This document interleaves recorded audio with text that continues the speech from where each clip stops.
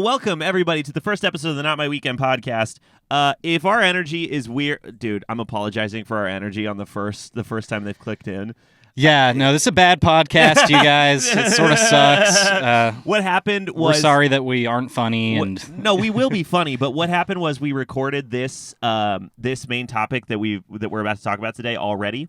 We gave a good old college try at this podcast previously, and we did it after Nick got off work. So the sun had set by the time the podcast was finished. So we learned that lesson because our footage was totally dark by the time we got to the end of it. So I think we're just going to record this on the weekends when we don't have to wait for Nick to be off his 9 to 5. And also, like in the summer, the sun will be out later. So hopefully that won't be an issue. Yeah, that happens this weekend, actually. Oh, the time change? Mm-hmm. Good. Thank Christ. Thank God. And then also, we don't have access to the Adobe Studio. This is the Not My Weekend podcast that we're doing independently. So I wanted to record it in the van because the van solves 2 issues. It's good lighting because it's windows all the way around. It solves 3 issues. It's 3 birds, 1 stone. It's good lighting all the way around. It's the best sound booth we have access to. Like, the inside of any vehicle is better than any room in your house in terms of getting good audio quality. I mean, we could our other option in our house would be my garage, and it was just all of our audio and voices would just sound echoey the whole time. And then third, if we're on a Not My Weekend tour, the studio would be with us. And anyone that's on the tour that we would want to interview for our Not My Weekend podcast would be right there in studio ready to go. So other than the fact that it looks like we're in the Bang Bus, I think the van is a very good vibe.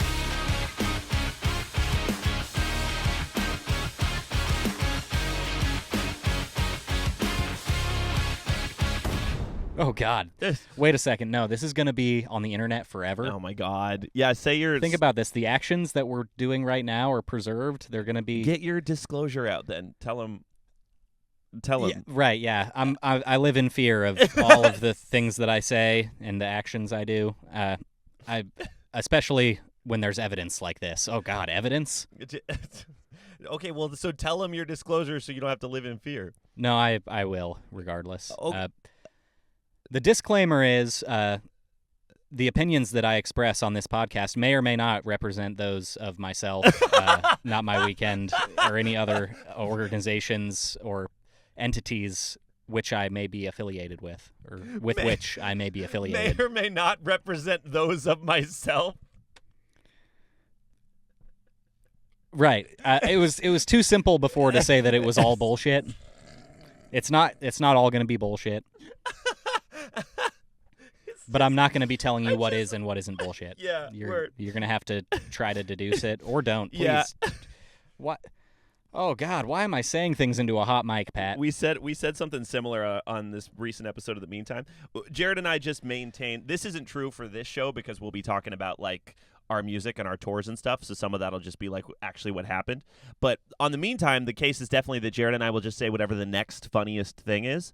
So regardless of whether or not it's a true statement, or whether or not it's something we believe or whatever. Mm-hmm. The only thing we're saying is the next funniest thing. Right. So so for legal purposes, we're playing characters on this show who are fictional representations who are similar to our real selves. We are playing characters named Pat and Nick that do not necessarily reflect the opinions and values of real-life human beings, Pat and Nick. And if you meet us in person, that's also not us. Yeah. Only people that know us are our moms and no one else. If you meet us in person, no, you didn't. No, you didn't. I'm going to hit you with the Obliviate from Harry Potter or Men in Black thingy. If you meet us in person, no, you didn't. If you meet us in person, you met an actor playing a character named Nick. The real Nick certainly hates you, but that's... I'm like an onion or an ogre, which is to say I have layers. And all of those layers are defense mechanisms. Yes. Yeah, all of them are defense mechanisms. And you're only seeing the outermost on this podcast or any subsequent podcasts in perpetuity. Amen. I was just on yesterday I was on Billy and the Kids podcast. She's doing a new podcast called Get Yucked.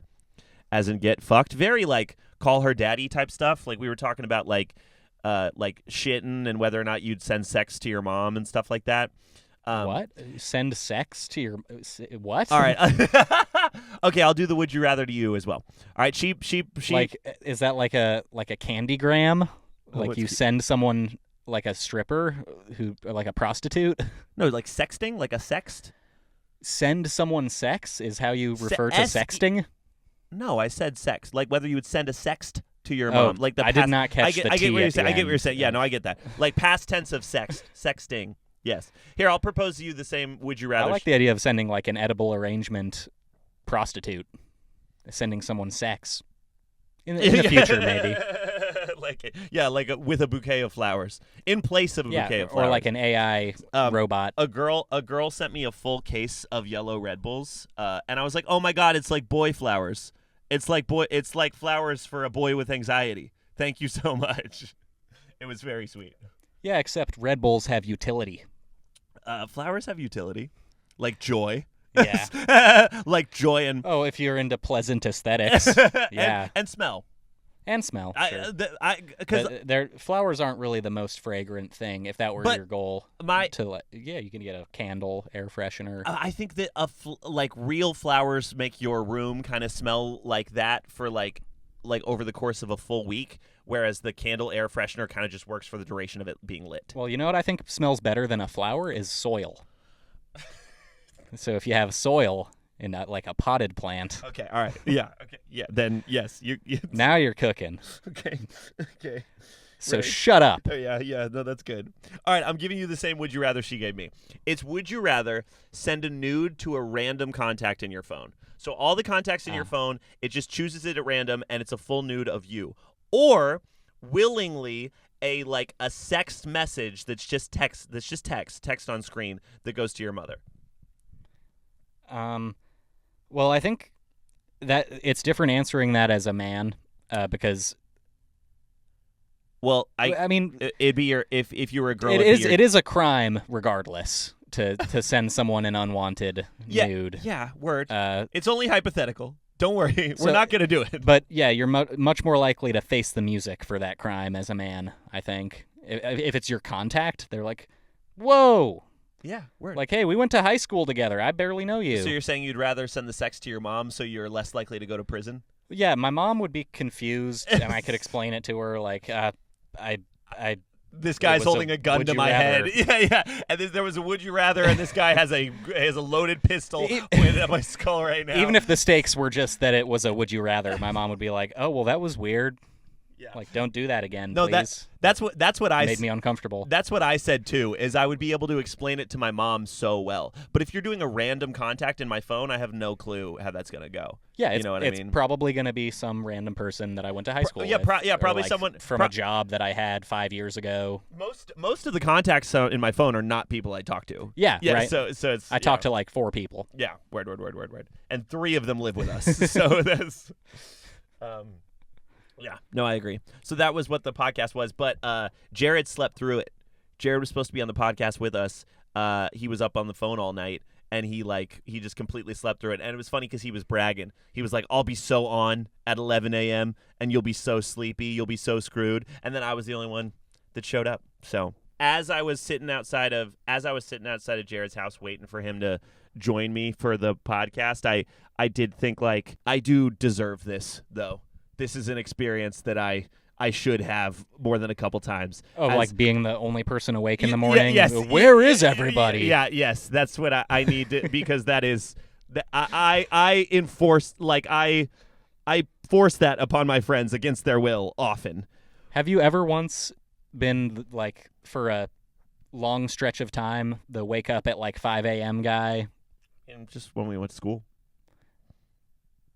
You were waking up at 5 a.m. to go to school? For morning practice for basketball. Oh, okay. So, I mean, every winter until from 8th grade to junior year. And how was that for you? Oh, I mean, hell on earth. I can't. Right? Yeah. I can't. Thinking back on it, I can't believe it happened. Like, I can't believe I put myself in that position. There's you don't remember any of it because your brain was asleep the whole time. Yeah. There's no. It's just like. like we would wake up. You and I would both do this. You would do it for swimming, and I would do it for basketball. We'd wake up at 5 a.m. Not swimming, mind you, diving. Diving, yeah, word. Different sports. You do it for diving. I do it for basketball. But we would do it, wake up at 5 a.m.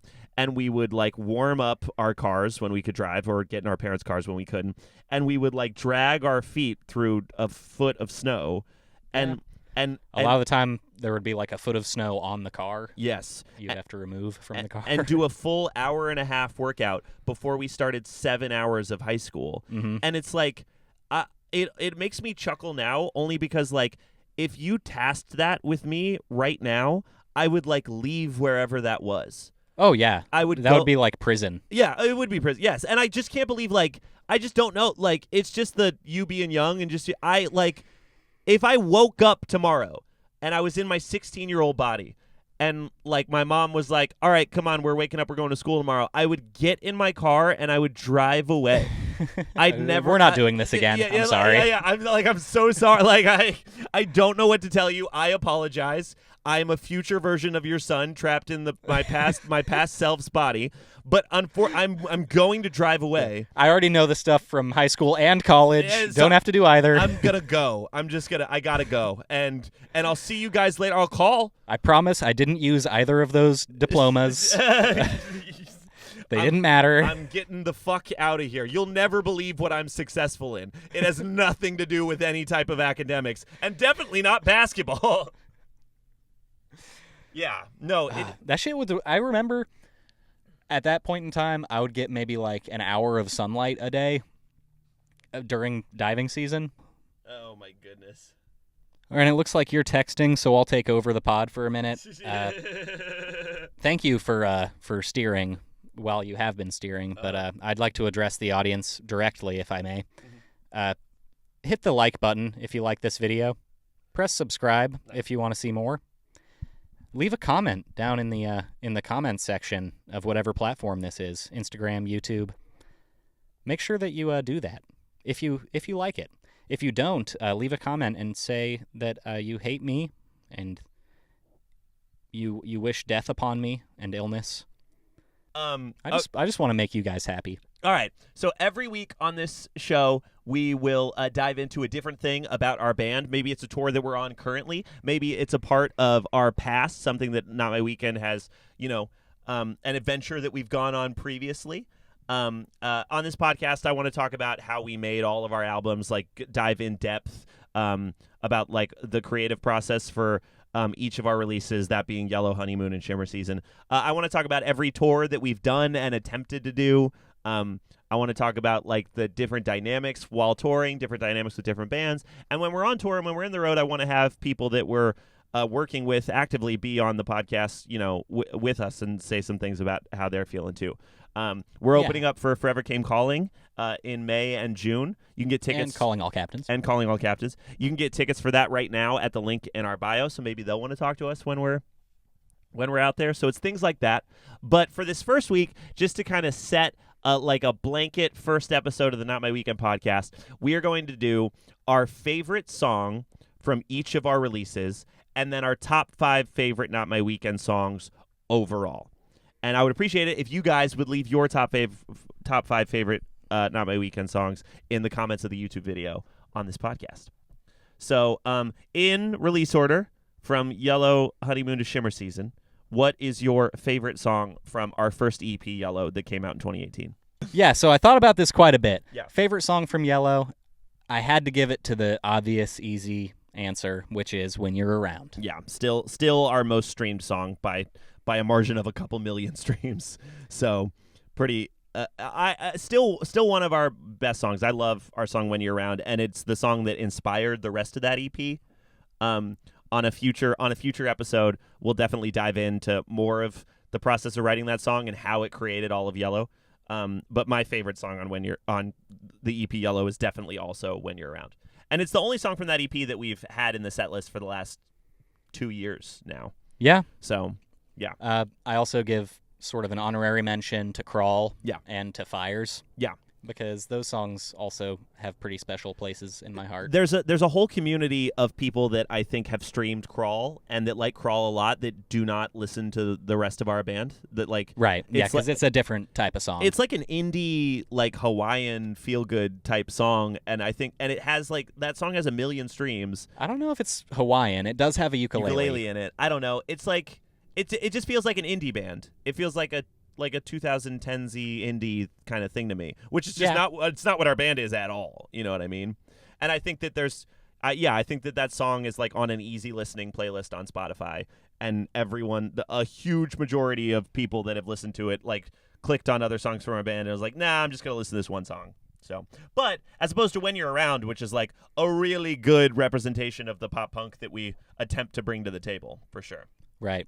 And I will say that Privacy from Honeymoon is kind of in the same neck of the woods, but it's just not as good. It maybe not. It's a matter of opinion. My opinion is it didn't get as much like exposure. It didn't get as many eyes and ears on it. I think Privacy is more of a pop song, whereas Crawl has this like additional thing to it. Yeah, it's like more mellow.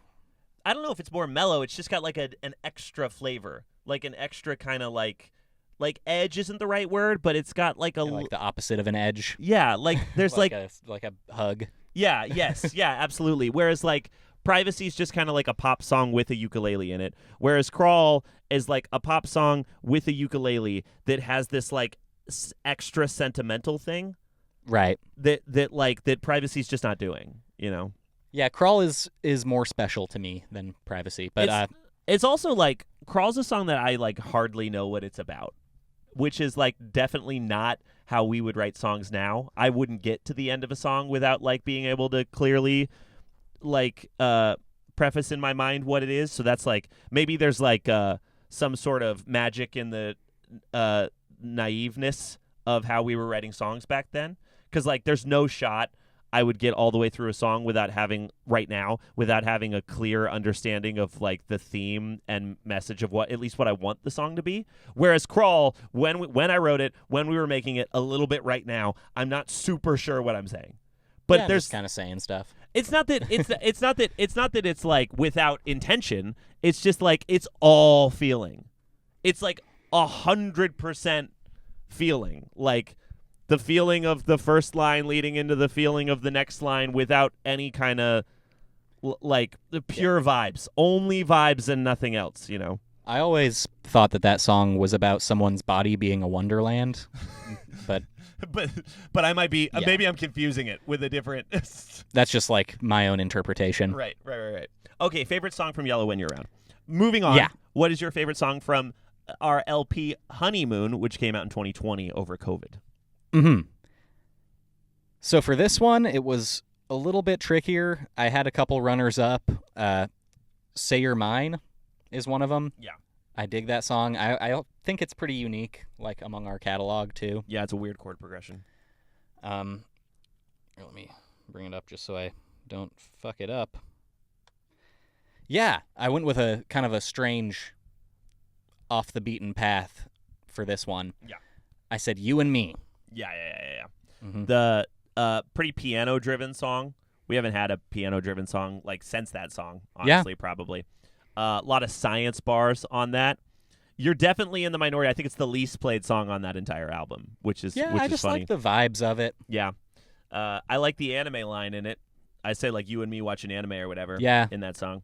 And there's a rippin' saxophone solo. Yeah, that's the only saxophone solo in any Not My Weekend song. Our whole discography. It likely will remain that way, but we'll never know. Who knows? Well, yeah, until the band breaks up. Yeah. There could always be. There's always the potential for a saxophone solo on the horizon. There always could be more. It's and even if it breaks up, then it could reassemble. It is a real, very, very talented saxophone player in Portland, Oregon that we recorded for that. We'll dive more into that on the episode where we talk about Honeymoon. My favorite track from Honeymoon is the title track, Honeymoon, for sure. I think it's the best song on that record. Mm-hmm. I think it's one of the better pop songs we've ever written. It sounds a lot like Tonight by Hot Shell Ray. The theme is really good. How we wrote it felt really good. It's got a great bridge, which we didn't have a lot of bridges back on those first 2 releases, and that has a really good bridge on it. And we still played it on this last tour. So it's like it also is the only song in the last 2 years from our previous 2 releases where it has found a place. And I think that's like, there's people that have tattoos that are about that song. Yeah. And there's like, and I sang it at Gabe and Maggie's wedding. So yeah, that song's special to me. The Honeymoon Rips. That's a great song. And yeah, we'll talk way more about Honeymoon on a full episode dedicated to that. That album got the short end of the stick due to COVID, for sure. I mean, our momentum as a band and as touring musicians got shot in the head via COVID. And yeah, and that video has the COVID disclaimer at the beginning. It does. Says, due to COVID-19, we couldn't go to a location. Yeah. Which I thought made good sense. You know, you couldn't book Peer Spaces for a while because they didn't have COVID precautions in place. You know what I'm saying? Peer Space, if you're unaware, Peer Space is a service where you can like rent out studios to film anything, but we would use them for music videos. But every music video I've ever made, and I've directed like 14 or 15 music videos at this point, has at some point utilized a Peer Space, and that includes Not My Weekend videos, except for the Honeymoon one.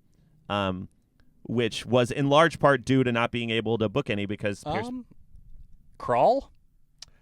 And Crawl. Yeah. Of the music videos I've directed. Oh, okay. Gotcha. Sydney made Crawl. Yes, yeah, and she killed it. The Crawl music video is very good. I thought you were just saying Not My Weekend videos. No, I'm saying including the Not My Weekend videos that I've directed.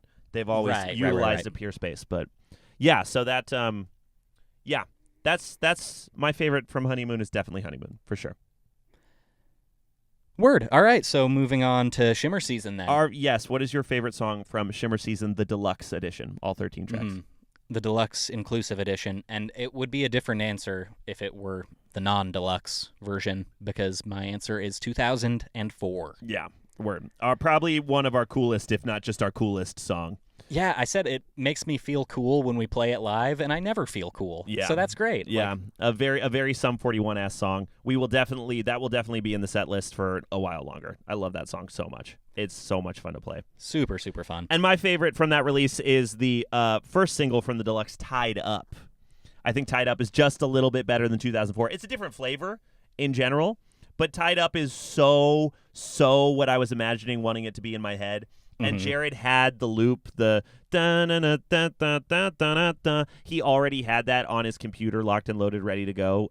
When I came in being like, Jared, I'd love to make like a staccato-y, punchy, guitar-driven song. And he was like, well, what about something like this? And I was like, that is literally what I'm praying to the one true God in my head I would hear right now. And then we just like made the whole thing through. You know what I'm saying? And also, like, I said this when we tried to record this podcast the first time, but Tied Up in 2004 are both songs that are just like fabricated ideas about relationships that I haven't really had or experienced with real people. So like I can enjoy them a little bit more as like a listener. I'm like, this is just fun to sing this really good song that I know we put together.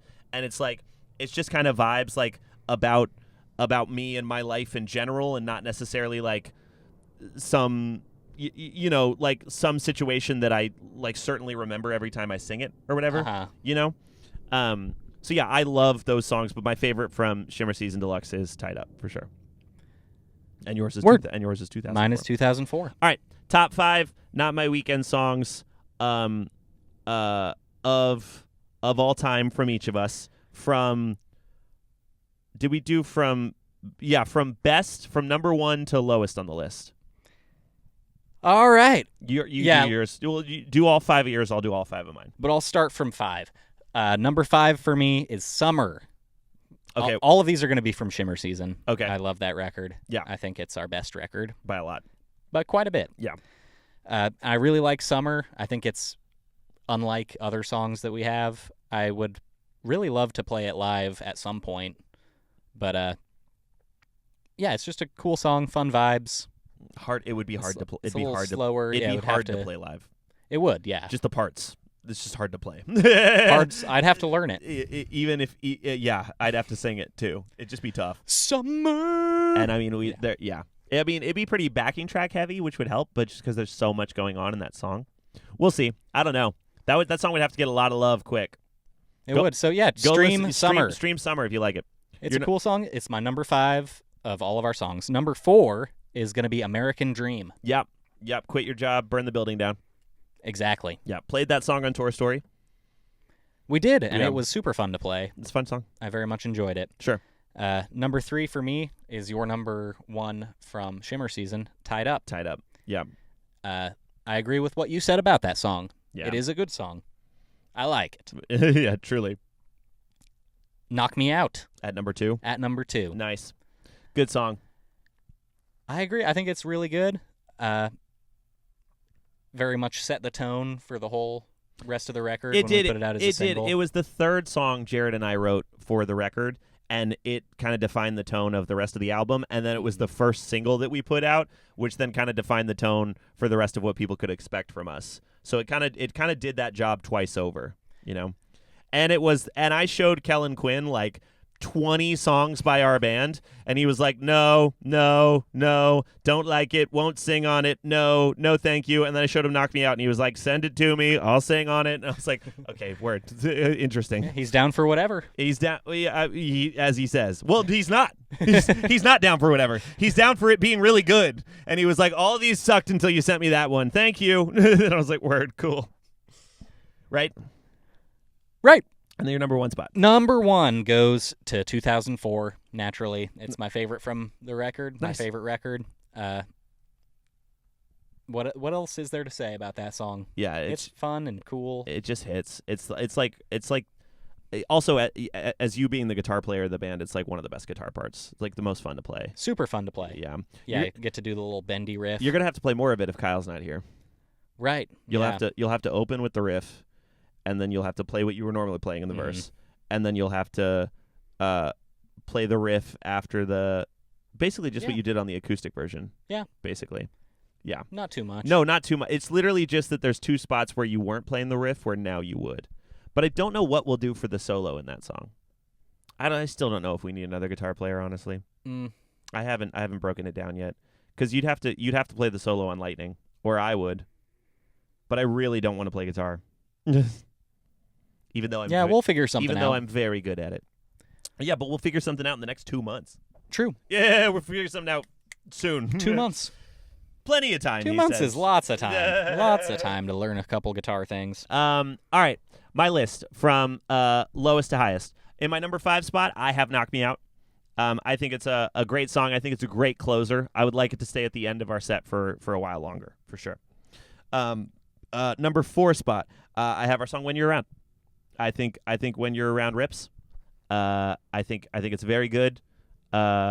It still holds a special place in my heart, and I think it just defined so much of what this band was able to do after releasing that one song. So, for me, number 4, When You're Around. Number 3, our song Hurricane Weather.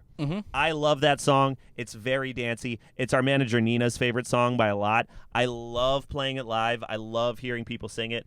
I really love that pre-chorus and chorus. And that was like a instrumental that Jared was kind of like, I don't know, this is like another instrumental if you want. But I heard it and I was like, dude, this is like, it's in here. And I had you rain on me like it's bad weather, 'cause we look so good together. Hurricane weather. I had all of that like the second I heard it. Like he played it and I was like, all of that just like got beamed into my head. And those moments are kind of few and far between. Yeah, love it when that happens. It's few and far between when a song like happens to you. So that always makes me really excited. In the number 2, I'll just say before you say number 2, I also would like to give an honorary mention to that song and Other Side. Sure, because they're both good and people should check them out. Yeah, and we'll probably keep playing those too. Yeah. Honestly. In the number 2 spot, I have 2004. Which is probably just our coolest song, and it's so much fucking fun to play. And the number 1 spot for me is Tied Up still. My number 1 from Shimmer Season is my number 1, Not My Weekend song overall right now. And I hope we beat it, but honestly, if we never did, and that song, and honestly, if we never beat those songs, but all 5 of those songs became smash hit singles, then I wouldn't even be upset. But as it stands right now that none of them are smash hit singles, we still need to find a smash hit single. but we will. Yeah. I'm confident that we will. Yeah, I'm working on like 6 of them. It'll probably be one of those things where God, I wish you were. I know. Me too. It'll probably be one of those things where like a band blows up over one song or whatever, and then everyone checks out their back catalog and they're all like, "Whoa, these old songs are like way cooler. Like, where did this band go?" And it's just like the timing and money of some other song that got this thing to blow. Like everyone goes to, Pierce the Veil concerts, begging them to play the first 2 records, even though like King for a Day and the songs that came out after it were like bigger chart-topping or things. You know what I mean? I hope and pray, at least. That's what I hope is the case. Yeah, it's weird. Very few very lucky artists get to like stay relevant for a long time as they're putting out new projects. It's true. Like if anyone ever does get like big success, a lot of the time staying there is just as tricky as getting there. Or at least from the outside looking in. Yeah. When we are outside looking in, for sure. Not even like just one-hit wonders, but like one album wonder type situations. Yeah, where you keep putting out albums, but no one cares. They just like your first album. Yeah, or whatever the album is, whatever your American Idiot is. I mean, American Idiot was Green Day's like 9th album. Yeah, and I like that happens to some extent with every band. Yeah, there's always going to be like a most popular song, most popular record, but sometimes it's like stark. Yeah, it's like the only thing people want to hear is this particular song or project or whatever. It's true. All right. Yeah, that was it. Those were our 3 favorites and our favorite from each album and our top 5 Not My Weekend songs. Please leave yours in the comments, as I said below. Don't worry. There will be future episodes where we will do deeper dives on all these songs. And if there's anything that you would like us to talk about specifically, any suggestions you have for topics for the Not My Weekend podcast, please either DM us on Instagram or leave it in the YouTube comments. Mm-hmm. Same if there's anything you don't want us to talk about. Make sure you let us know. Yeah, absolutely. All right, going through a couple questions that we got on Instagram before we get out of here. These are just random from people that I asked on an Instagram story. World ending, one movie available for the final days. What is it? Oh, God. See, you asked me this the other day, and I still don't have a good answer. Don't have to. This is Nick, remember? Yeah, I don't know. The character playing Nick. Mr. Deeds. And that's a horrible pick. And I would never. And what an awful. Even with all of that context and like safety net that I just gave you, what an awful thing to say.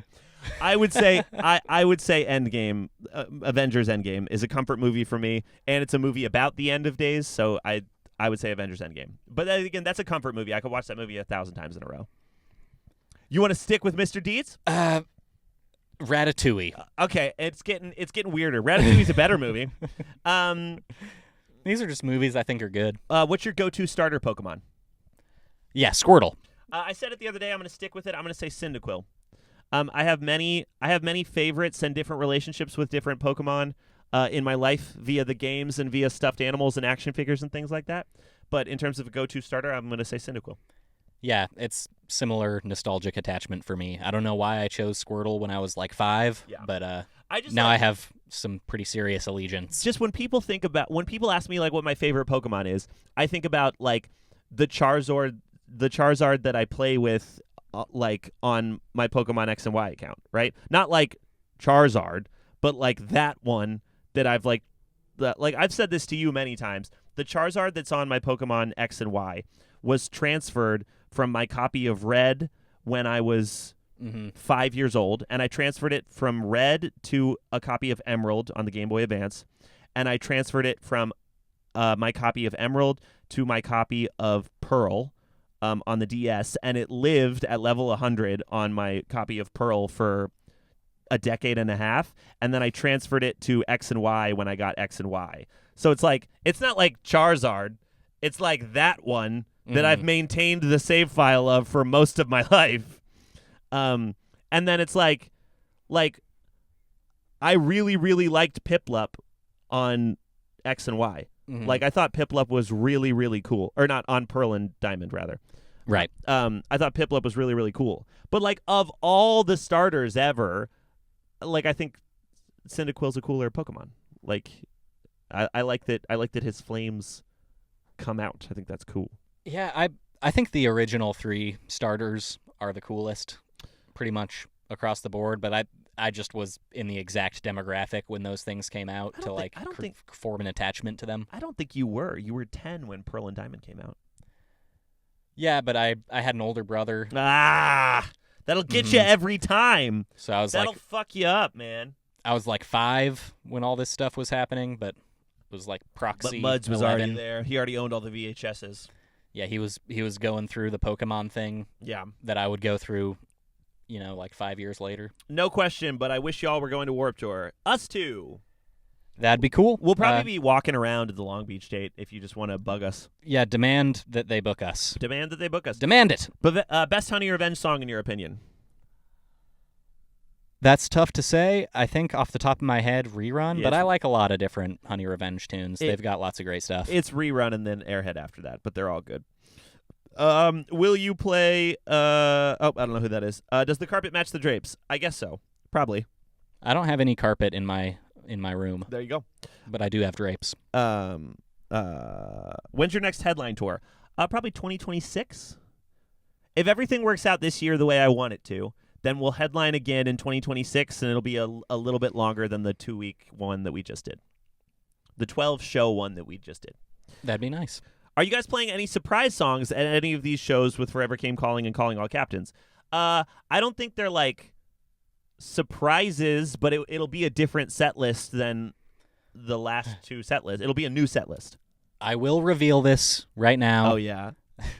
I know you said I shouldn't. Oh, yeah, no, but we are doing a cover. Right. We're planning a cover. We're getting it ready. Uh-huh. It's a Gordon Lightfoot cover. Yep. Wreck of the Edmund Fitzgerald. Yeah, and I'll still have to listen to that before we do that cover, for sure. You're going to do great. Gordon Lightfoot. Gordon Lightfoot. The legend goes on what's from your, the Chippewa. What's your favorite horror movie?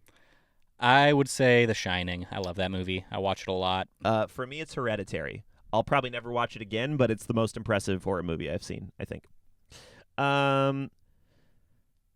Any plans for another tour this year besides the dates in May? Yes. Yeah. What would advice you would give to somebody starting a band? Practice your instrument. Yeah, practice your instrument more than you think you need to. Nick and I didn't get good at our instruments until like this past 2 years, and we're still like working really, really hard just to play the parts that are on our records. And it'd be nice if honestly, a lot of this is a product of our environment. There weren't good guitar players or good rock musicians in the town that we grew up in to look up to or learn from. I mean, literally. I mean, we took lessons with every person that would teach guitar lessons in our town, and I realize now they weren't the guitar players that we needed to be emulating. And because of that, since we've lived in LA, we've had to like moving to LA, I feel like I had a lot of the posting and a lot of the promotion and a lot of the video stuff figured out from college. But in terms of like the actual singing ability and the actual guitar playing, I felt a little bit behind and still do. So we're still working on that part of it. So just practice more than you think you need to. Yeah, and I think there's practice to like being in a band where if you've like been in a different band before, then things are likely to go better with your next band. It's a good point. So like keep doing it. Keep doing it. It's likely to fail. Just keep doing it if you want it to succeed, and it probably eventually will if you do keep doing it. Also, failure's relative. Like the main difference between Not My Weekend and every band that we grew up with is that we just haven't quit and we haven't stopped calling it Not My Weekend. You know what I mean? Like, right, yeah, we could list a whole bunch of bands that we used to play with that don't exist anymore. That were good. Yeah, that were probably better than us in a lot of ways, but they didn't work out for whatever reason. It's literally just that so much of it is just that you're still here. Yeah, just sticking around, continuing to do it, continuing to try, because we've been throwing stuff at the wall for a long time before anything started to stick. Long time before the meantime stuck. Before I ever tried a podcast, before we were vlogging or anything like that, before like not just in a band, but before just like anything stuck in our lives, we were throwing stuff at the wall and making attempts, How did you get Kyle and Quinn to collab with you guys? I said this. You can scroll back on our Instagram. There's a very good interview I did with Good Noise Podcast where I talked all about it. But he heard our song Crawl and he tweeted about it. And then we started DMing and became kind of friendly. And he was like, we should do a song together. And I was like, sure. And I sent him a bunch of Not My Weekend songs over the course of 2 years. So we had been talking about doing a song together for 2 whole years, and then when we had Knock Me Out, he was like, "I'd love to sing on that one." But that was after 2 years of us being friendly and saying what's up and stuff. So it's not like it took a long time, and it was originally based on him liking our song "Crawl" and tweeting about it for sure. That's another like band pro tip that you can speak to is networking. I would never, but you can speak to. Yeah, I don't network. Like I said, I talk to 4 people. But. Yeah, I'm really good at talking to people and asking for what I want, even if I'm being annoying. Which I don't always recommend, but it is just who I am naturally. It works for you, yeah. Yeah. Yeah, you don't have to like go out of your way to do that. It's just in there. I'm just like, hey, what's up? Can I come? And they're like, I mean, you're already here. I sure am, huh? I sure am already here. All right. Snacks on me. Let's hit McDonald's. Yeah, it's worked out so far. It has. Who would you guys cast to play who would you guys cast to play Not My Weekend / Jared in a biopic?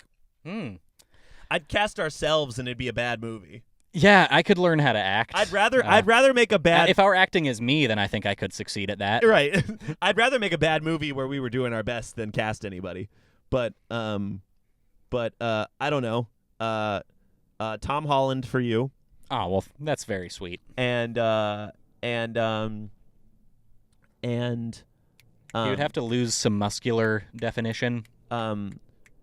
Cole Sprouse for me. Whichever one Cody. Oh yeah. Whichever one Cody is. Is Cody's Cole? Yeah. Cole Sprouse for me. I think so. I don't know. Why did I say that like I knew? Jared, who's the fattest actor I can think of? Fattest, biggest, like largest guy. You'll need a huge dude to play Jared. I mean, oh my God. He'd just have to be so fat. It's tough to think. Maybe if like Kid Rock gained a little bit 3,000 pounds, maybe. He's not here. You don't like hurting people's feelings. Yeah, that was mean of me. That was mean of me. Don't include that. Cut that out, please. No, hey, Jared, I didn't mean that. That was hurtful and untrue. Do you fuck with ghosts? When you say that, I could interpret this different ways. Sure. Like, do I believe in ghosts is what I think you mean. I don't know. When you say, do I fuck with ghosts, it could be like, do I like them? Yeah. Like, do I hang out with them? Sure. Or it could be like a succubus type scenario. Yeah. Where like, I don't know if you're familiar with this concept. Like some people think when you masturbate, you're actually having sex with like a demon. And I sure don't. I'm not familiar with that. I'm sure I'm not. It's a religious thing. It would have to be. Yeah. Because of the demons. Right. Yeah. Yes. You're there because I guess the theory is like, well, it takes 2 people to do that, so there must be. There must be somebody holding your hand, just grabbing you by the fucking wrist and just, oh God! Why can't I stop? Where is this coming from? Oh, Hail Mary, full of grace! Yeah, they're saying like, Our Father who art in heaven, stop me! Stop this from happening! Oh God! Why does it hurt so good? No, it's not like being possessed by a demon. It's like, they're saying like, the masturbation doesn't exist. It's always intercourse. And intercourse is always for the purpose of procreation. If you're doing it alone, that means that there's a demon that you're procreating with. A demon getting pregnant? Yeah. If you're a guy. Otherwise, if you're a girl and you're masturbating, then you're getting pregnant with via demons. Mm-hmm.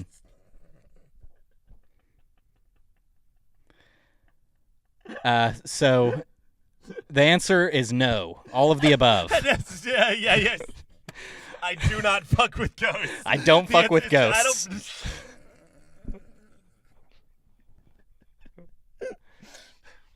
Yeah, I to answer your question, that was really good. I can't do better than that. I like the idea of ghosts, but I don't believe in ghosts.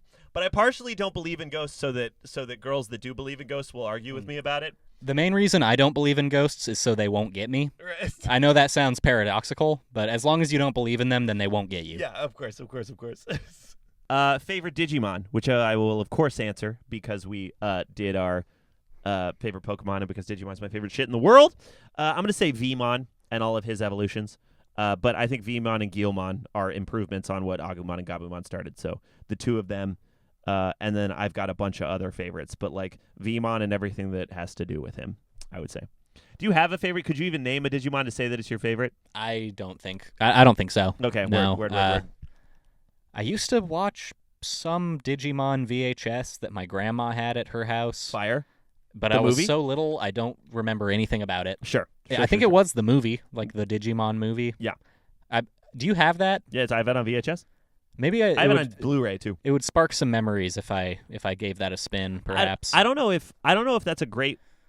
Actually, that's kind of a good place to start. It's like it's in there with me, in my brain with stuff like Felix the Cat. I always, yeah, I know. Do you remember Hoodwinked? Yeah, I remember Hoodwinked. That Hoodwinked movie? it was fun. These were things in my grandma's collection. VHS, yeah. I have. I always sing the praises and stand by Digimon seasons 3 and 4, and I think that's the only media that would kind of resonate with you as an adult. I think watching the Digimon. I think watching the Digimon movie or seasons 1 and 2, I think it's pretty decidedly content for kids. Where there's lots of stuff that is like for kids, but it is good, like just like Adventure Time, for example. My point is that I think seasons 3 and 4 do that. Oh, but the other ones just don't. Not as much. A little bit, right? Because I also like I'd put Steven Universe in kind of the camp of being a little bit more for kids, especially towards the beginning. Yeah. But then towards the end, it gets a little bit more like all ages. I mean, one of the main reasons I'm still a Digimon fan at 29 years old is that all of their content from when they made it has aged up with its audience. So it's like a show for 8-year-olds, a show for 10-year-olds, a show for kids in middle school, a show for kids in high school, and then by the time I was in college, they were making movies about them being in college. That is cool. So right, which is, and that's a cool strategy. Absolutely. So I'm saying, like, if you start at season 1, it's definitely going to feel like a show, because it is a show aimed at like 8 and 9-year-olds. But if you start at season 3, it's like bigger. Here's another example of a similar thing: is Harry Potter. First Harry Potter movie is like totally for kids. 1,000%. But like everybody loves it. It's just a great movie. Yeah, by kids, for kids. And then Harry Potter 8 is a war where many children die. Yes. Yeah. Yeah, it sure is. They do die, don't they? They die pretty good. Darn you, J.K. Rowling, for killing those characters. And for nothing else. And nothing else that you did. No, I do wish that she would come around on trans issues. Make sure you like, comment, subscribe. Yeah! If you like the video, hit the like button. If you want to comment, then you can write a comment with your keyboard. Subscribe to the Not My Weekend YouTube channel. We post live videos on this channel, and we now will be posting podcasts on this channel. Sometimes there's vlogs on there, but most of the vlogs live on our Instagram. So follow us on Instagram at Not My Weekend. Follow this YouTube account at Not My Weekend. Listen to this podcast wherever you listen to podcasts. This is the NMW podcast. Give us 5 stars on Apple. Give us 5 stars on Spotify. Send